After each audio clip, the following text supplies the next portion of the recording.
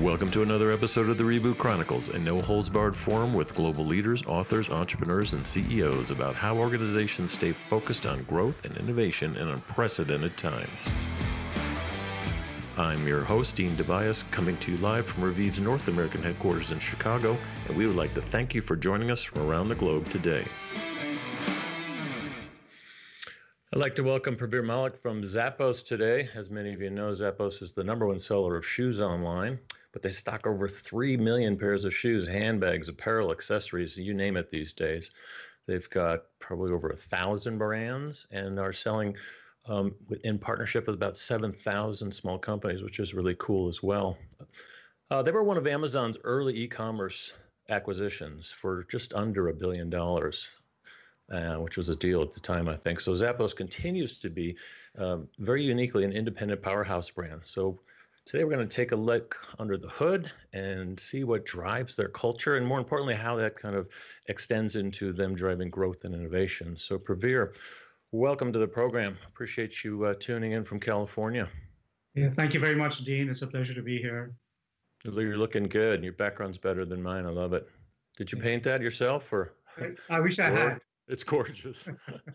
Makes me happy. And it's good because we're going to talk about things like light and love today, which kind of takes some people by surprise, I'm sure. But tell us a little bit about your role at Zappos and what's going on there. Sure, absolutely. So I head organizational sciences. And the way to think about organizational sciences, it's really a systems thinking approach that will drive organizations towards greater resilience. So in my role, what we do is I head a group that incubates different organizational development technologies. And this is based on complex adaptive systems. So organizational sciences itself is based on the foundation. And so essentially that's what the group does is just incubate different technologies, both for internal use and external use as well. Right. You have authored, I think, is it 16 books now, or have I lost track again? Yes, it's 16 books. Yes. So there's been a method to the madness because they actually are 3 series of books. So there's a series on fractals, and then there's a series on basically the mathematics of light, which sounds a little obscure, but it's actually very relevant to the running of organizations. It does, yeah. A lot of people ask me, "It's like, what's Pravir going to talk about? We know him. He's amazing. He's brilliant. What does this have to do with running our business?" I said, "You'll see." But before we get to that, let's kind of jump into not all 16 books. Maybe let's take the Triumph of Love. I just like the title. Maybe start with that. Why did you come up with that book, and what is kind of important in that book that maybe the next generation of companies should be considering? Sure. Thanks, Dean. So I think that in Triumph of Love, one of the main thrusts is that love is a very deep pattern that exists already, and it's been tried and tested through millennia and way back. So even if we think about the basis of all physical, chemical, biological systems, they're all driven by love. And what do I mean by that? Because if you really think about what love is and try and understand it organizationally, you can think about it as an embrace of different contraries, an embrace of different kinds of powers. And so this thing is deeply embedded. So if we think about, just Dean, for a second, any kind of the basis of just the human cell, for instance, it's made up of 4 molecular plans, which we call polysaccharides, lipids, proteins, and nucleic acids. But the point is that all 4 of these is a different organizational principle, and they meet together and they have to work together. And that to me is an act of love, that kind of self-giving to each other to create a foundation on which something else can emerge. And the same thing has to exist in organizations as well. Yeah, I've been in a lot of organizations where I didn't feel the love so much all the time. So, what about the other factors in corporations? Jealousy, hate, competition, whatever. How does love counteract with some of that now? Yeah, I think that ultimately, if we think about the human being, or for that matter, any system that exists in nature, there's multiple levels in which these systems can operate. So a human being, certainly on the surface, there's a lot of jealousy or vanity or fear or anger, and these things are natural reactions. And they're kind of an index to how, based on the models we have, how we perceive things. But then if we break through the veils and go deeper, there's kind of like a commonality. And let me just call that's more of love. That's something that we feel certainly at some points in our lives, and it exists within each of us. So the question is, how do you bring that back into play and into the surface as an active dynamic in kind of your day-to-day operations? Got it. So you threw out a couple terms. I'm glad you didn't turn it into an acronym, by the way. Thank you. Complex adaptive systems. Yes. What does that really mean, and why should I care about this? Yeah.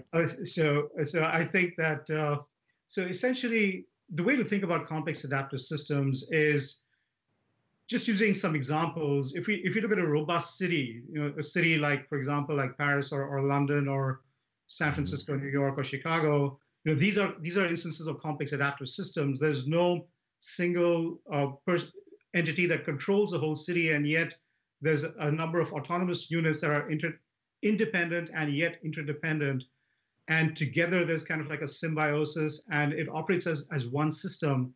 So if there's a failure of any kind, then you have, for example, along some business front, you have other kinds of businesses propping up, or if there's community that needs something, these things, nobody plans them out. Nobody sends a memo that, hey, this is what needs to be done, but they just happen of themselves. And that, I think, is part of what makes a complex adaptive system what it is.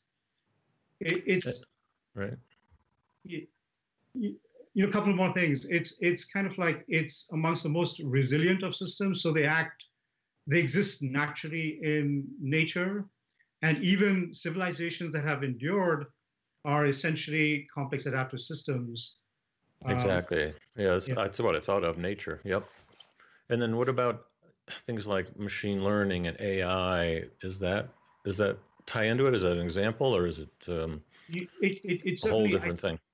No, it's different. It really can prop up a creation of a complex adaptive system, and I can give you a concrete example here.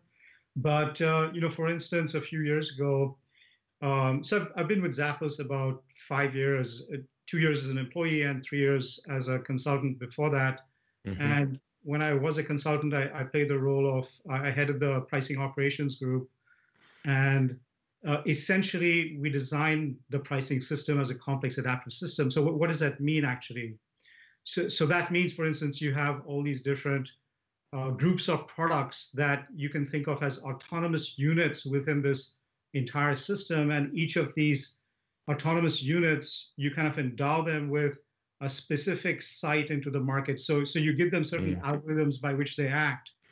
So you're bounding their behavior based on inputs, real-time data that's coming in. They could change their behavior based within bounds. So that's where artificial intelligence and machine learning comes in, because you're endowing these separate independent units with a certain kind of intelligence and a set of behaviors by which they'll interact with the market as it's changing. Right. No, it makes total sense. That was one of the reasons Amazon bought Zappos, not to mention your revenues, but in the category, but your deep learning and their early on, their ability to use AI was way ahead of everyone else. And so was Amazon, X amount of years, I think it's 10 years later now. So, a lot of retailers and e-commerce providers, they might not have the resources of an Amazon or a Zappos. And what can they learn from this? What can they take away from this? Let's say they're selling, cosmetics on a social influencer site. It seems like there's so much data out there, so many complex systems. But where are we now, like 10 years later? It seems like the technology there's so much capability now. Yeah. One of the key paradigms or kind of operating principles in a complex adaptive system is that you just don't know what's going to happen in the future. The future is an unknown, and that's really what makes a complex adaptive system the most resilient of systems. Because in a sense, when you translate that into a business or an organization, it means that there's like a portfolio of experiments that should be going on at any one time. And you can't really plan out that, hey, we've long passed the stage where traditional planning works. I mean, the world itself is much more complex today. And so this notion of experimentation, of having a portfolio of different activities and letting the market tell you based on data as to what's going to work and what's not, I think is is really what's needed as we step out of any kind of difficult period that we might be in right now. Yeah, yeah, we just happen to have one right now. Let's get into that in a couple minutes. Maybe back up a little bit. I understand the context of the book. I understand how it applies to business now, both culture internally as well as sounds like you spend a lot of time on market-facing stuff, which is exciting. So maybe give us some insights. How does it help Zappos? Is it kind of multivariate around the company, or is it more focused on what you're doing in the markets and product planning, things like that? Yeah, and I could give you some hypothetical examples. So, Sure. for example, what we do in the organizational sciences group is, as you said, we pivoted to become market facing now, but we had a period of internal where we were focused internally and we were incubating different experiments internally. But externally, some of the stuff that we have going is very much on the, I would say it's on the edge because it's different. It requires a different kind of thinking. So for instance, one of the things that the group has experimented with over the last 1 year is having these light workshops. And you may ask, what has light got to do with it? But we've had about 30 light workshops, and then based on feedback from a couple of the companies where we had these workshops, we started a light certification program. But light, if you think about light, just stepping back, for instance, we tend to take it for granted, but it's really much of our past, our current worlds, and our future world as well is supposed to be kind of driven by light. And let me get a little concrete here, Dean, if I may, just for a couple of minutes. Sure. Yeah. Physical light and other types, right? Yeah, exactly. So for instance, every single atom that exists has been created in the light of the suns. So there's a deep signature of light inside it. If we think about energy, then the basis of all photosynthesis itself is light.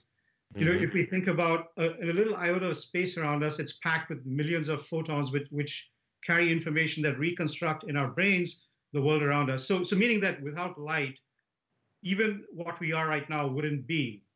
If we think about the current impact that technologies driven from light have, then if we think about electromagnetic spectrum, you have an infinite range of frequencies and wavelengths, and many of these drive practical technologies that drive our world today, whether it's radio waves or microwaves or visible light itself or X-rays.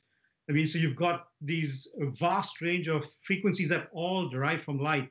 And if you think about the future of the world, you're talking about optics and you're thinking about quanta, but they are themselves derivatives from light. So, without light, nothing. And here I'm just talking about the physical aspect. The question is, when you begin to change the relationship so that you don't take it for granted, the question is, what else can you learn from light?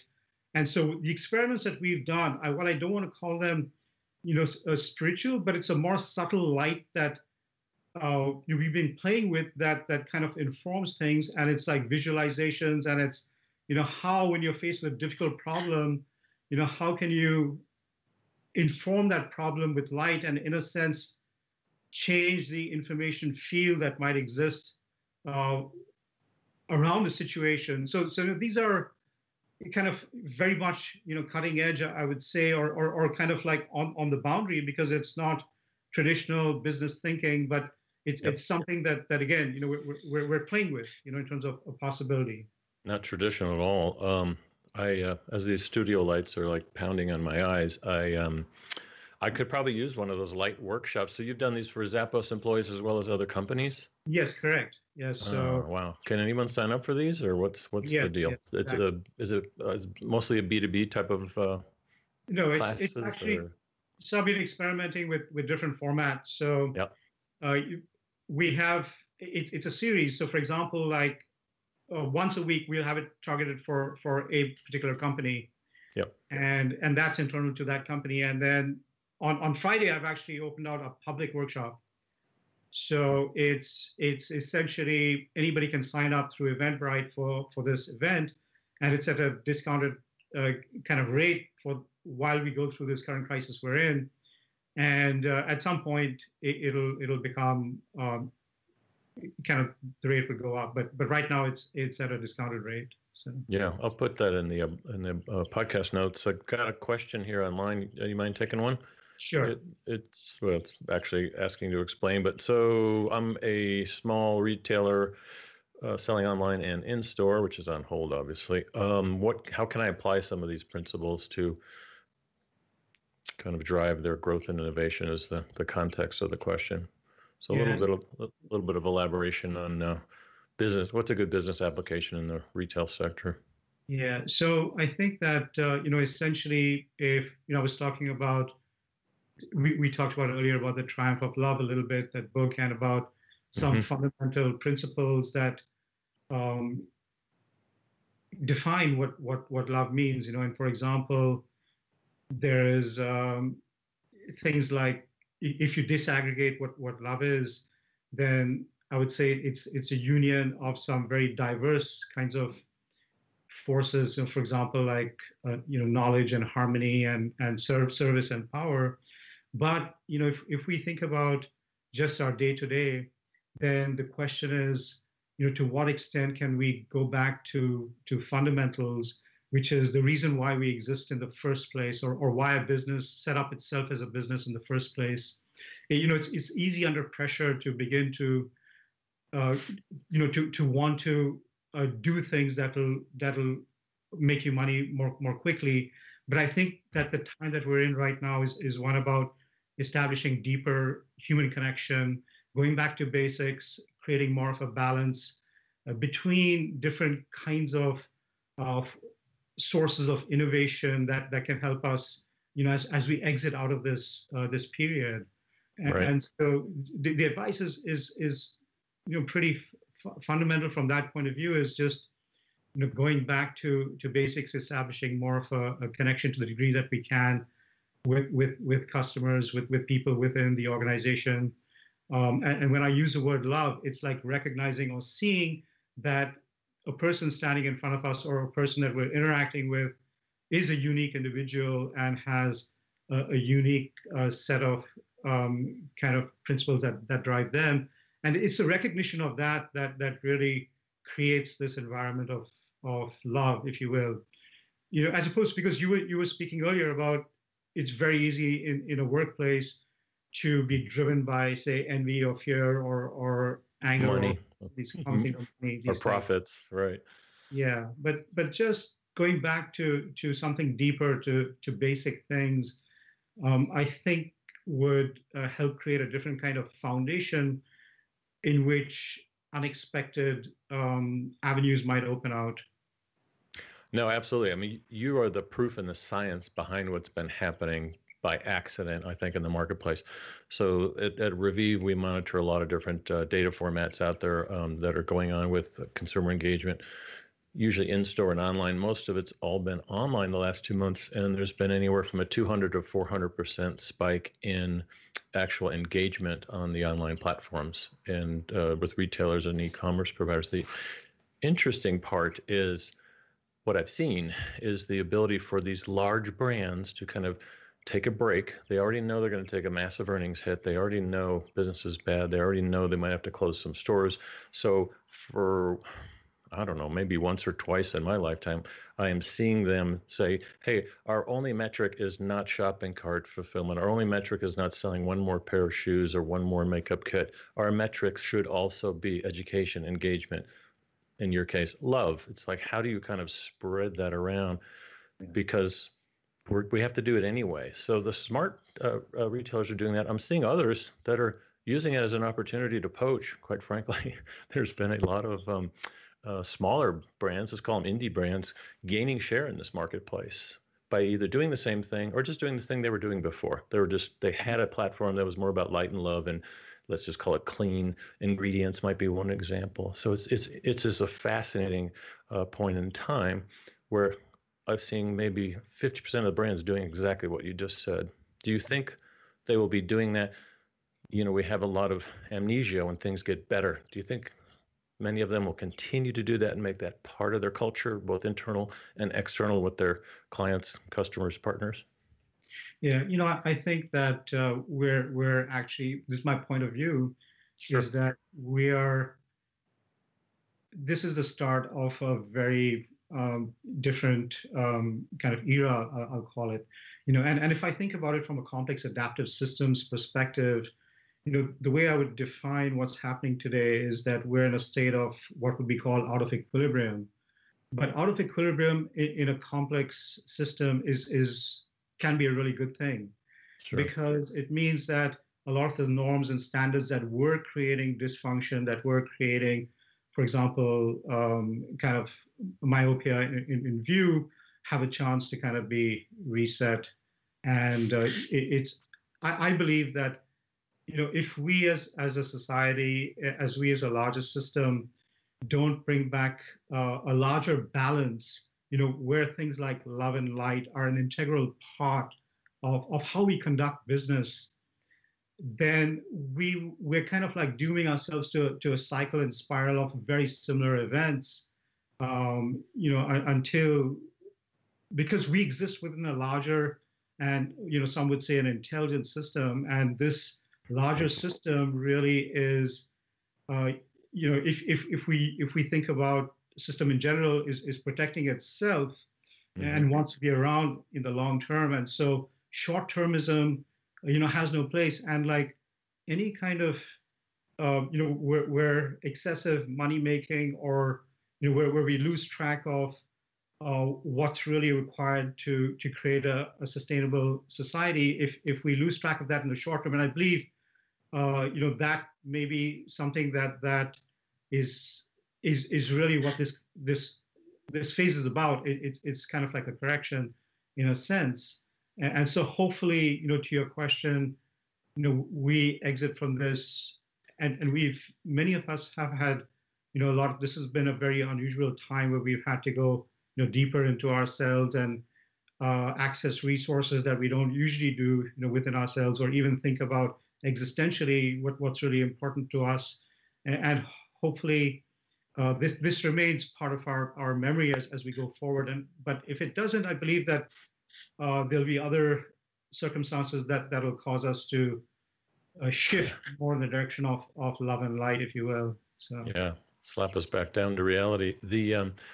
I mean, I've, based on your book, and I took a peek at not all of it, but the guts, and it seems like to me the brands that are going to survive the next phase of irrelevance, obscurity, and decline. Many brands are gone.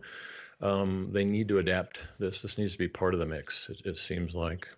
One question from looks like a loyal Zappos customer just wants to know what kind of projects are you working on?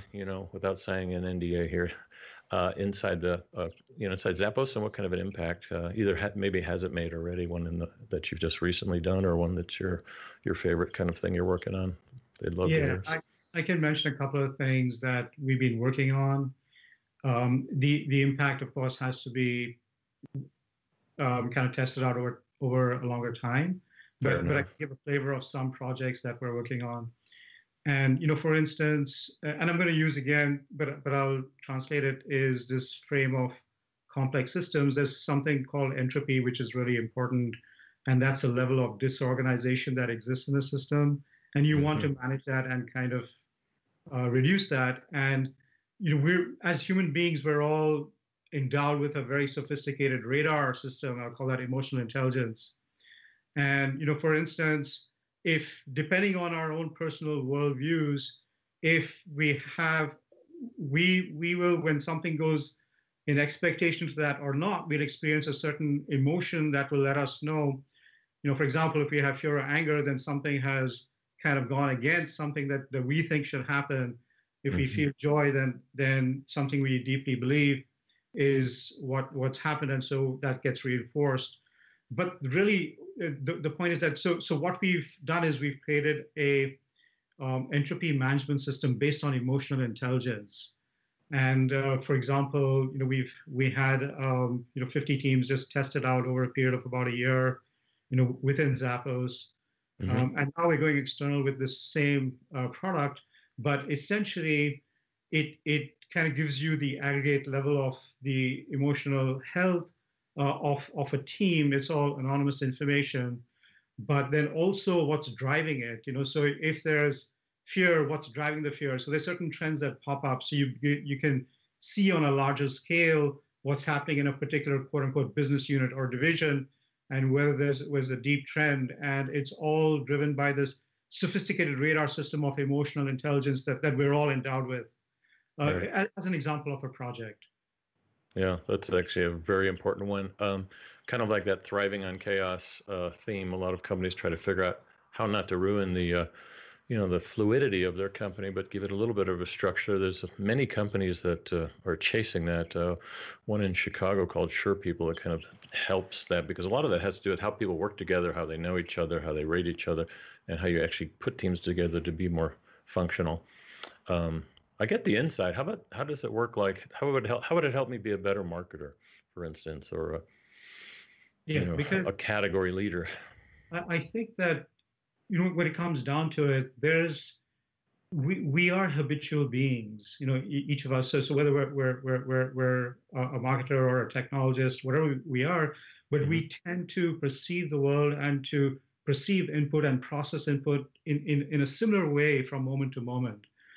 Uh, So when we become more emotionally intelligent, then it means that we're kind of recalibrating, because we're taking inputs and we're kind of separating what we're processing versus what's really happening. And I think that being able to make that distinction, or being able to process things a little more finely within ourselves, would lead to better decision making, because we're actually being more objective about what's coming in and how we're going to process it and what we're going to do as a result. That, gotcha. yeah. Back to love, because it's just not something that's in the business vocabulary enough. Even Governor Cuomo 2 days ago used the word love, I think, 15 times in his talk. It was on Mother's Day, so maybe that had something to do with it, but you don't hear leaders talk about that much. So, coming out of this pandemic, whatever that means, for some companies, they're not going to have all their employees back till 2021, which is kind of a tough thing to comprehend. So, how do companies, brands, organizations, not necessarily corporations, but big organizations, take some of the concepts out of the book and use it to help them kind of reopen, re-energize, and re-engage, reboot their people to actually get them back on track? Because there's a lot of things we just talked about are on hold in most companies. How do they quickly get things back? Yeah. So one thing, Dina, I also want to just say that I believe that love is a deeply ingrained thing that exists in all systems, and it exists in us as human systems. We've all felt it at some point in our lives, and it's changed the way that we experience life when love is alive. And so the question is, what needs to be done within an organization to allow love to flourish? And I think it's pretty. Uh, I don't want to use the word simple, because nothing Mm-hmm. is ever that simple. But in principle, the question is, what can you do to allow love to flourish? And it's a recognition of individuality. It's a recognition that everyone is fine, meaning that whoever you are is important, and there's no kind of like filters on X is good and Y is not good. I mean, so Right. that itself creates a kind of basis of love, and it's infectious.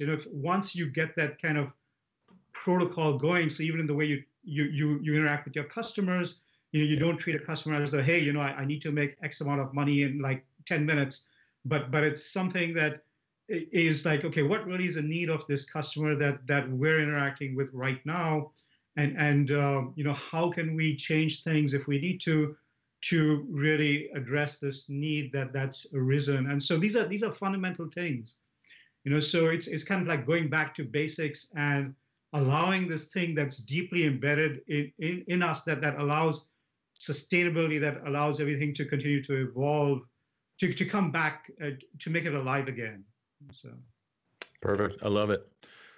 yeah. Pravir, thank you so much for joining us. You've been listening to Pravir Malik from Zappos, learning how to bring light and love back into your organization. So I'll put some links in the podcast too, so they can get to your seminars. Our next episode, we're going to have Estee Lauder, one of the largest brands on the planet, talking about what's going on with growth and innovation in their company and the industry.